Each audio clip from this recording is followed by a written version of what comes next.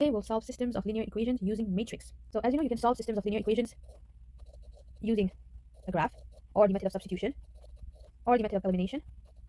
And now you can also use an augmented matrix. For the parts above, you can find the videos on channel. And today we're focused on augmented matrix. So just a note here, if you have two unknowns, then you will need two equations to solve for those unknowns. If you have three unknowns, you will need three equations to solve it. So what you can do and have a matrix, so you can have your first equation here, your second equation here, then you would have your first variable, your second variable, and here you would have the answers. This is if you had two equations. If you had three equations, then you would have first equation here, second, third, then variable 1, variable 2, variable 3, and then here you would have your answer. So let's say you have x plus y is equal to 4, and then 2x plus 3y is equal to 6. So then in a matrix, it would be like this. So you have 1 as a coefficient here, and 1 also as a coefficient, and 1, 1, and the answer is 4. And then here you would put 2, and here you would put 3, and here you would put 6, because it is understood that this is x, and this is your y, and these are your answers. Now there are certain operations that you can perform on those matrix. So you have first, you can interchange rows, you can add or subtract one row with another,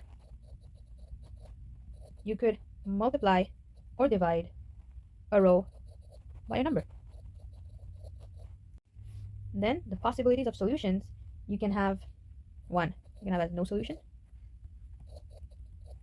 you could have a unique solution, basically one solution, or you could have infinite solution. No solution means it never touches, or it could be equations that are parallel also. Unique solution, it's like one point. Infinite many solution means they're like common on like multiple points. There's a way to categorize this. So there is consistent. Consistent means there is at least one solution. And then there is independent, means that there is one solution. Since this one has no solution, it is inconsistent. This one has one solution, it means it is consistent. And independent because one solution.